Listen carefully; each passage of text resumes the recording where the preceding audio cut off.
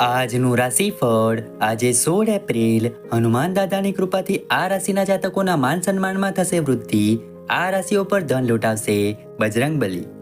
જ્યોતિષમાં રાશિફળનું વિશેષ મહત્વ છે. રાશિફળ મુજબ આજે કેટલીક રાશિઓને ભાગ્યનો સાથ મળશે, જ્યારે કેટલીક રાશિઓને પરિવારનો સાથ મળશે, પરંતુ કેટલાક લોકોને નુકસાન પણ થઈ શકે છે. પહેલી રાશિ છે મેષ રાશિ. આજનો દિવસ તમારા માટે મહત્વપૂર્ણ સાબિત થવાનો છે. તમને ભાઈ બહેનો તરફથી પૂરો સહયોગ મળશે. તમારે કોઈ પણ કામ ઉતાવળમાં કરવાનું ટાળવું જોઈએ, નહીતર સમસ્યાઓ ઊભી થઈ શકે છે. કોઈ પણ કાયદાકીય મામલામાં તમારે સાવધાન રહેવું પડશે. પારિવારિક સંબંધો જાળવી રાખવાની જરૂર છે. નોકરી કરતા લોકોને મોટું પદ મળી શકે છે. તમારા વ્યવસાયમાં મોટી સિદ્ધિ મળવાની સંભાવના રહેલી છે. તમને તમારા પરિવારના સભ્યો સમક્ષ તમારી લાગણી વ્યક્ત કરવાની તક મળશે. વિદ્યાર્થીઓને બૌદ્ધિક અને માનસિક બોજામાંથી રાહત મળતી જણાય છે. આવનારી બીજી રાશિ છે વૃષભ રાશિ. આજનો દિવસ તમારા માટે મૂંઝવણ લઈને આવશે. તમારે કોઈ પણ બિનજરૂરી ચર્ચામાં પડવાનું ટાળવું પડશે. વેપાર કરતા લોકોને સારો ફાયદો થવાની સંભાવના છે. કાર્યસ્થળ પર તમારા બોસ તમારા કામથી ખુશ રહેશે. તમારો પગાર વધી શકે છે. તમારે કોઈ પણ ખોટી વાત માટે હા કહેવાનું ટાળવું પડશે. સરકારી યોજનાઓનો ભરપૂર લાભ મળશે. વિદ્યાર્થીઓ કોઈ પણ રમત સ્પર્ધામાં ભાગ લઈ શકે છે, જેમાં તેઓ ચોક્કસપણે જીતશે. તમે પરિવારના સભ્યો સાથે આનંદમાં થોડો સમય પસાર કરશો. સરકારી નોકરીમાં કામ કરતા લોકોને ટ્રાન્સફર મળી શકે છે. આવનારી ત્રીજી રાશિ છે મિથુન રાશિ. આજનો દિવસ તમારા માન સન્માનમાં વધારો કરશે. અપેક્ષા કરતાં વધુ પૈસા મળશે તો તમે ખુશ થશો. તમારે વરિષ્ઠ સભ્યોની વાતને અવગણવી જોઈએ નહીં. જો તમે તમારા બાળક પાસેથી કેટલીક અપેક્ષાઓ રાખી હશે, તો તેઓ આજે તેના પર ખરા ઉતરશે. તમને કોઈ સન્માન પ્રાપ્ત થઈ શકે છે. તમે તમારા ઘરમાં નવું વાહન લાવી શકો છો. તમે તમારા જીવન ધોરણમાં સુધારો કરશો, જેમાં તમે સારી એવી રકમ ખર્ચ કરશો. તમારા કેટલાક સહકર્મીઓ તમારા કાર્યમાં અવરોધ ઊભા કરશે, જેને તમારે ટાળવાની જરૂર છે. આવનારી ચોથી રાશિ છે કર્ક રાશિ. આજનો દિવસ તમારા માટે કોઈ ધાર્મિક કાર્યક્રમમાં ભાગ લેવાનો રહેશે. વાહન ચલાવતી વખતે તમારે સાવધાની રાખવાની જરૂર છે. તમે લાંબા સમય પછી કોઈ જૂના મિત્રને મળશો, જે તમારા માટે સારું રહેશે. નોકરીમાં કામ કરતા લોકોએ પોતાના કામ પર સંપૂર્ણ ધ્યાન આપવું પડશે, તો જ તેમનું કામ પૂર્ણ થઈ શકશે. નાની નફાની યોજનાઓમાં પૈસાનું રોકાણ કરવું તમારા માટે સારું રહેશે. આવનારી પાંચમી રાશિ છે સિંહ રાશિ. આજનો દિવસ તમારા માટે મિશ્રિત પરિણામ આપનારો રહેશે. નોકરીમાં કામ કરતા લોકોને પરવાનગી મળવાની શક્યતા છે, અને પરિવારના કોઈ સભ્યને તમે કહો છો તેનાથી ખરાબ લાગશે. મિત્રો સાથે ક્યાંય બહાર ફરવા જવાનો પ્લાન બનાવી શકો છો. તમે તમારા પરિવારના સભ્યો સાથે કોઈ શુભ કાર્યક્રમમાં ભાગ લઈ શકો છો. તમને તમારી લાગણીઓ તમારા મિત્રો સમક્ષ વ્યક્ત કરવાનો મોકો મળશે. વિદ્યાર્થીઓએ તેમના અભ્યાસમાં તેઓ જે સમસ્યાનો સામનો કરી રહ્યા છે, તેમના વિશે તેમના શિક્ષકો સાથે વાત કરવાની જરૂર છે. તમે તમારા માતા પિતાની સેવા કરવા માટે પણ સમય કાઢશો. આવનારી છઠ્ઠી રાશિ છે કન્યા રાશિ. આજનો દિવસ તમારા માટે મહત્વપૂર્ણ સાબિત થવાનો છે. તમારે તમારી જવાબદારીઓ સારી રીતે નિભાવવી જોઈએ. ભાગીદારીમાં કયું કામ કરવું તમારા માટે સારું રહેશે. તમને તમારા બાળકો તરફથી કેટલીક નિરાશાજનક માહિતી મળી શકે છે. તમારે કોઈ પણ નિર્ણય સમજી વિચારીને લેવો પડશે. તમે તમારી કેટલીક વિશેષ જવાબદારીઓ પૂરી કરશો. જો તમને કોઈ તણાવ હતો તો તે પણ ઓછો થશે.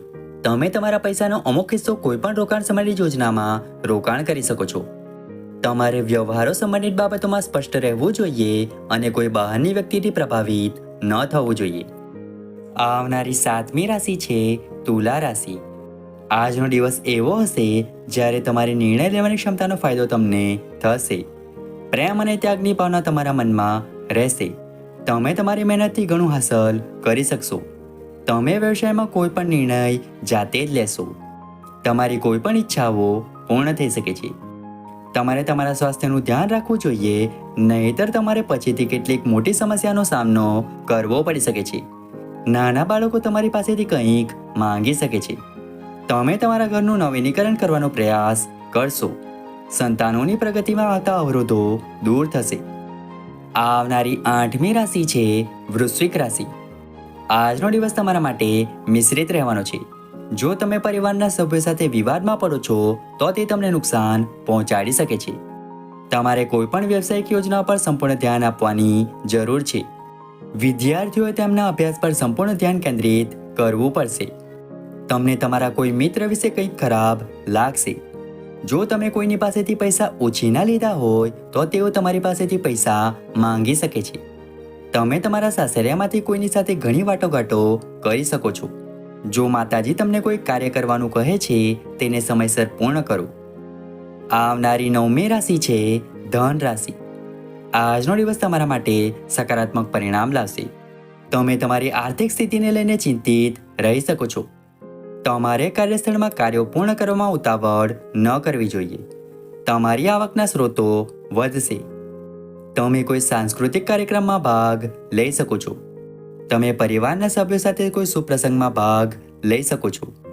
જો તમે તમારા જીવનસાથીની કોઈ વાતને લઈને ગુસ્સે છો તો તેમની સમક્ષ તમારા વિચારો વ્યક્ત કરવાનો પ્રયાસ કરો. જો તમે પરિવારના સભ્યોથી કોઈ વાત ગુપ્ત રાખી હોય તો તે પણ પરિવારના સભ્યોની સામે ખુલ્લી પડી શકે છે. આવનારી 10મી રાશિ છે મકર રાશિ. આજનો દિવસ તમારા માટે સામાન્ય રહેવાનો છે. વિદેશમાં રહેતા પરિવારના કોઈ સભ્ય તરફથી તમને કોઈ સારા સમાચાર સાંભળવા મળી શકે છે. તમને કોઈ ખાસ વ્યક્તિને મળવાની તક મળશે. પારિવારિક સમસ્યાઓ તમને ઘેરી શકે છે. જો તમે તેને સાથે મળીને હલ કરશો તો સારું રહેશે. લાંબા સમય પછી કોઈ જૂના મિત્રોને મળવાથી તમને ખુશી થશે.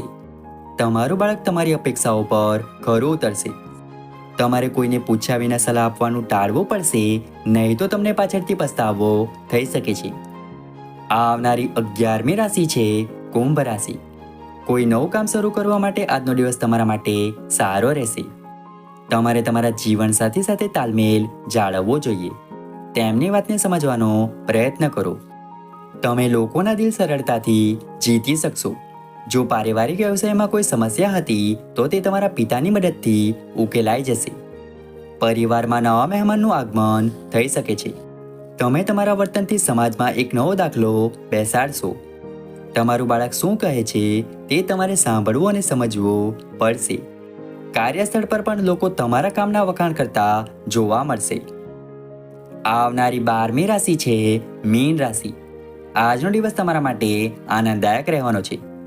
નોકરીમાં કામ કરતા લોકો પર કામનો બોજ વધુ રહેશે, પરંતુ તેઓને કામમાં ઘણો આનંદ આવશે.